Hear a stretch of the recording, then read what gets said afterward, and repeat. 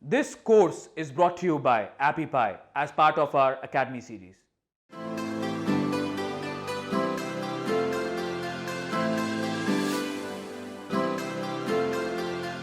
In this video, we're going to go into detail about creating a great headline.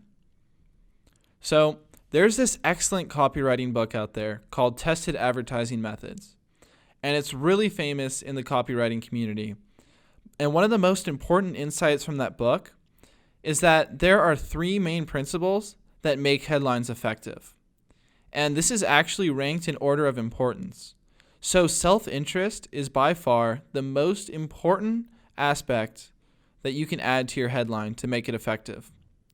And the second most important is news, followed by the third most important, curiosity. So news would be announcing a new product or service, or announcing an update to an existing product or service. Whereas curiosity may be something that makes your reader want to read your body copy because it answers a strange question in the headline.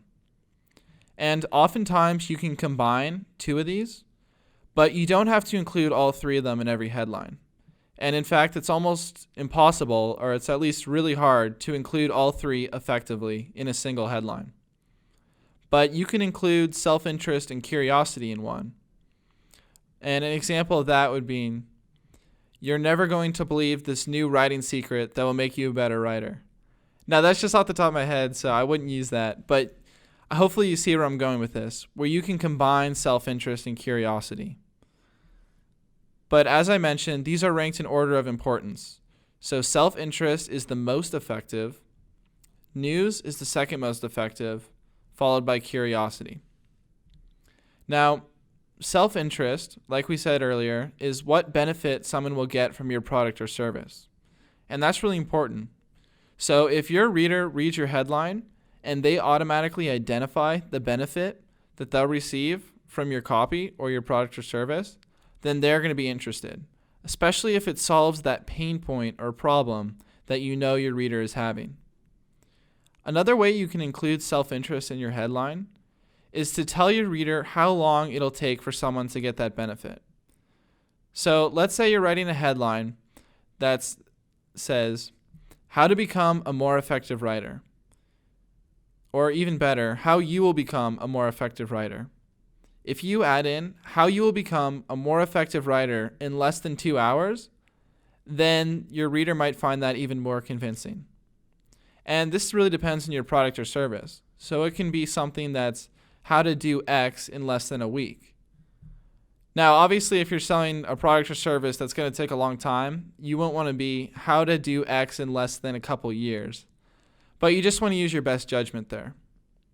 Another thing you can do to increase the self-interest in a headline is talk about what is holding your customer back from success. So let's say your customer has this desire to achieve some goal, but they haven't been able to over the years. If you can identify that thing that's holding them back, then you're much more likely to grab their attention because they will see that you can solve their problem.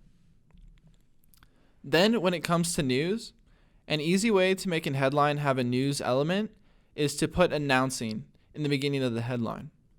So the example I have here is announcing a new system for profiting on Amazon. Now, it's important to be honest here and only use the news element if you're creating or have created a new product or service or an update to an existing one. But if you're selling the same product that you've been selling for a year, you don't want to include announcing or other news elements into your headline. Now, the reason why news elements are so effective is because everyone loves to be the first to experience something. It's human nature. And finally, we have the curiosity appeal. And this is effective because humans are naturally curious. And it can be a really great way to get someone to read the first sentence of your copy. But as I mentioned in the beginning of this video, in the hierarchy of effectiveness, curiosity is third on the list, below news or self-interest. And for this reason, headlines that just appeal to your curiosity are not very effective. But if you couple a curiosity headline with a self-interest headline, or couple a curiosity headline with a news headline, then that can be very effective. So let's use the self-interest as an example. So now, not only will your reader become a better writer in 2 years, but let's say you said this: you won't believe this amazing secret that it makes you a more effective writer. So now I've created a headline that has self-interest. Your reader will become a better writer, but also there's curiosity. What is this amazing secret he's discovered that will help me become a better writer? So adding curiosity to self-interest or news headlines can be really effective.